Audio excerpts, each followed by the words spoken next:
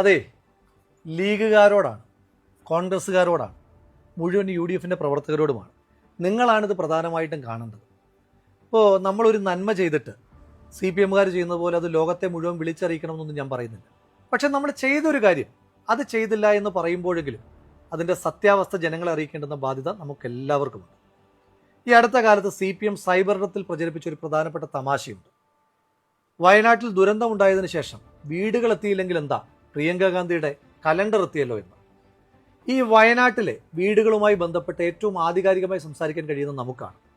നിങ്ങൾക്കൊരു കാര്യം അറിയൂ, രാഹുൽ ഗാന്ധി വയനാടിൻ്റെ MP ആയതിനു ശേഷം, കൃത്യമായി പറഞ്ഞാൽ ഒരു 2022 ശേഷം വയനാട്ടിൽ രാഹുൽ ഗാന്ധിയുടേതായ ഒരു പദ്ധതിയുണ്ട്. കൈത്താങ് എന്നാണ് ആ പദ്ധതിയുടെ പേര്. ആ പദ്ധതിയിലൂടെ മാത്രം ഇന്നുവരെ ഏതാണ്ട് 94 മനുഷ്യന്മാർക്കാണ് വീടുകൾ നിർമ്മിച്ച് നൽകി കൈമാറിയിരിക്കുന്നത്. അവിടെല്ലാം മനുഷ്യന്മാർ താമസിക്കുന്നുണ്ട്, സർക്കാരിൻ്റെ വീടുകൾ പോലെയല്ല. നിങ്ങളിൽ എത്ര പേർക്ക് ഈ 94 വീടുകൾ നൽകിയ കൈത്താങ് പദ്ധതിയെപ്പറ്റി അറിയാം? ഞാൻ തന്നെ ഈ കഴിഞ്ഞ ദിവസമാണ് രാഹുൽ ഗാന്ധിയുടെ ഓഫീസിൽ നിന്ന് ഇത് മനസ്സിലാക്കുന്നത്. ഞാൻ ആ ബെനിഫിഷ്യറീസിന് ലിസ്റ്റ് എടുത്തപ്പോൾ അതിനകത്ത് എനിക്ക് ശ്രദ്ധേയമായി തോന്നിയ ഒരു പേര് ഞാൻ കണ്ടു.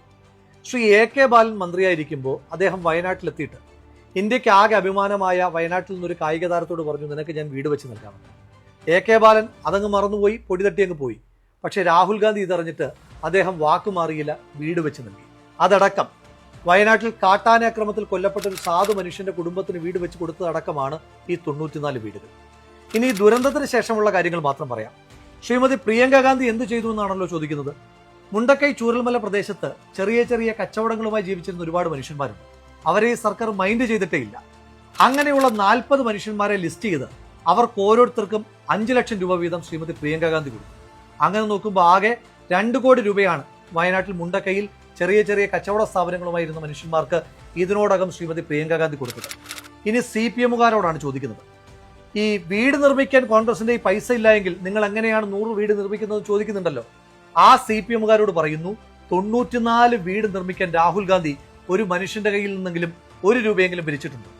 ഈ 2 കോടി രൂപ അവിടുത്തെ ചെറിയ കച്ചവടക്കാർക്ക് കൊടുക്കാൻ ശ്രീമതി പ്രിയങ്ക ഗാന്ധി 1 രൂപയെങ്കിലും പിരിച്ചിട്ടുണ്ടോ? ലീഗ് 50 വീടുകൾ നിർമ്മിച്ച് കൈമാറിയതിനെ പറ്റി നിങ്ങൾ എത്ര പേര് സംസാരിക്കുന്നുണ്ട്? ആ വീടുകളെന്ന് പറയുന്നത് സംസ്ഥാന സർക്കാർ നിർമ്മിച്ചു കൊടുത്തതുപോലെ ഇലക്ട്രിക് പണി, പ്ലംബിംഗ് പണിയൊക്കെ ബാക്കിയുള്ള വീടുകളല്ല, നിർമ്മാണം പൂർത്തീകരിച്ച ആളുകൾക്ക് കൈമാറി കഴിഞ്ഞു. നമ്മുടെ KPCC പ്രസിഡന്റ് കഴിഞ്ഞ ദിവസം കോൺഗ്രസിന്റെ കണക്ക് പുറത്തുവിട്ടതിന് ശേഷം ഹാലിളകിയ CPMകാർ പ്രചരിപ്പിക്കുന്ന പുതിയൊരു ക്യാപ്സ്യൂളുണ്ട്. VS ജോയ് വെറും 3 പേരിൽ നിന്ന് പിരിച്ചത് 55 ലക്ഷം രൂപയാണ്. അങ്ങനെയാണെങ്കിൽ കേരളത്തിലെ കോൺഗ്രസ്സുകാരാകെ എത്ര രൂപ പിരിച്ചു കാണും? ആ ക്യാപ്സ്യൂൾ നിങ്ങൾക്കും ആപ്ലിക്കബിൾ ആണല്ലോ. അങ്ങനെയാണെങ്കിൽ ഞാൻ തിരിച്ചൊരു ചോദ്യം ചോദിക്കട്ടെ. നമ്മുടെ DYFIക്കാരുടെ 20 കോടിയെ പറ്റിയിട്ടാണ്. DYFIയുടെ പയ്യന്നൂർ ബ്ലോക്ക് കമ്മിറ്റി പിരിച്ചത് 33,18,907. DYFI മാടായി ബ്ലോക്ക് കമ്മിറ്റി പിരിച്ചത് 28,525,000. തലശ്ശേരി ബ്ലോക്ക് കമ്മിറ്റി പിരിച്ചത് 46,18,568. DYFI ഒഞ്ചിയം ബ്ലോക്ക് കമ്മിറ്റി പിരിച്ചത് 20,02,265. DYFIയുടെ തളിപ്പറമ്പ് ബ്ലോക്ക് കമ്മിറ്റി പിരിച്ചത് 23,50,000. DYFI നീലേശ്വരം ബ്ലോക്ക് കമ്മിറ്റി പിരിച്ചത് 30,300,000. അപ്പോൾ ഈ 6 കൂടെ കൂട്ടുമ്പോൾ 6 ബ്ലോക്ക് കമ്മിറ്റികൾ മാത്രം പിരിച്ച പണം കൂട്ടുമ്പോൾ ഏതാണ്ട് 1,80,90,565 രൂപ. അതായത് ശരാശരി എടുക്കുമ്പോൾ ഒരു ബ്ലോക്ക് കമ്മിറ്റി ഏതാണ്ട് 30,15,094 രൂപ വെച്ച് പിരിക്കണം. നമ്മുടെ DYFIക്ക് കേരളത്തിൽ 220 ബ്ലോക്ക് കമ്മിറ്റികളാണുള്ളത്.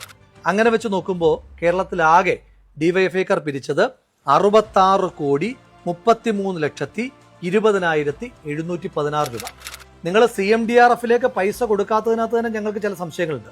പോട്ടെ, നിങ്ങൾ അല്ലാതെ കൊടുത്തു എന്ന് പറയുന്ന അവകാശപ്പെടുന്ന തുക തന്നെ 20 കോടിയാണ്.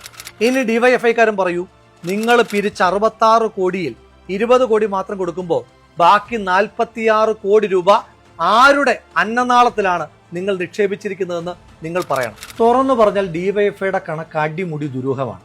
നിങ്ങൾ ആകെ 20 കോടി രൂപ മാത്രമേ പിരിച്ചതെന്ന് പറഞ്ഞാൽ ഞാൻ വിശ്വസിക്കില്ല. എങ്കിലും പോട്ടെ, നിങ്ങൾ 20 കോടി എങ്ങനെ പിരിച്ചു എന്നാണ് പറഞ്ഞത്?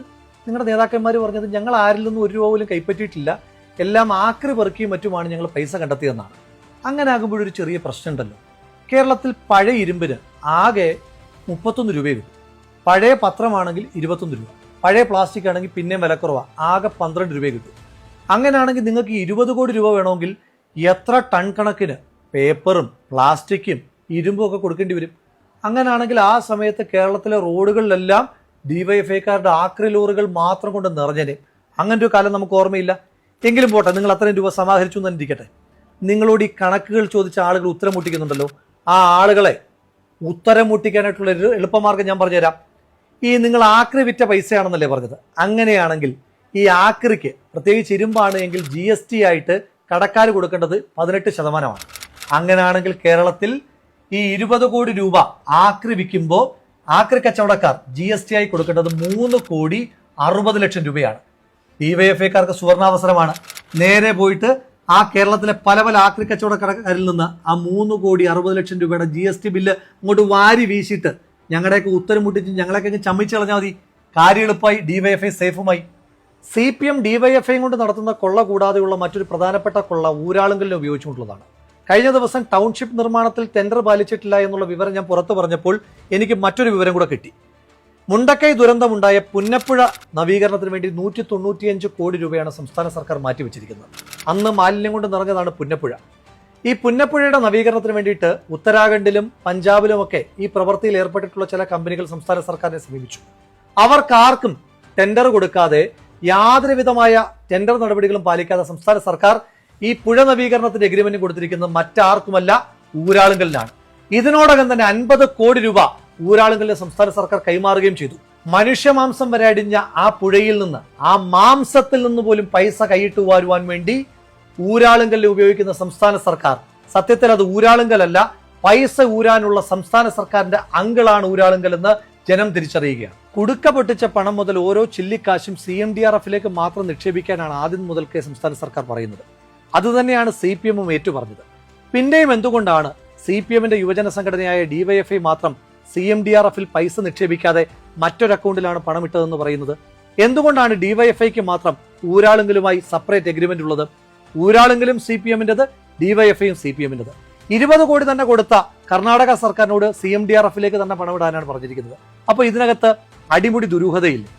ശവം തിന്നാൻ വരുന്ന കഴുകനേക്കാൾ ക്രൂര മനസ്സുമായി ഒരു പുഴയിലാകെ ഒഴുകി നടന്ന മനുഷ്യമാംസങ്ങളെ മറയാക്കി നിങ്ങൾ കൊയ്തുണ്ടാക്കിയ ആ കോടിക്കണക്കിന് രൂപയ്ക്ക് ഈ നാട് മറുപടി പറയിക്കും തീർച്ച.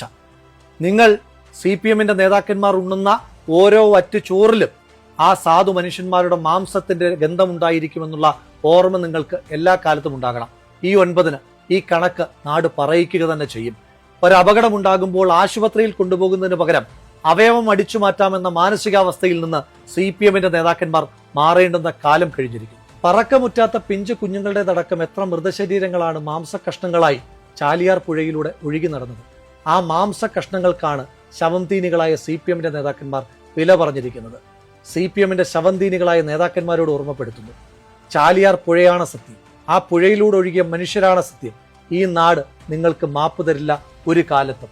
ജനങ്ങൾ ജനവിധിയിലൂടെ അത് തെളിയിക്കുക തന്നെ ചെയ്യും.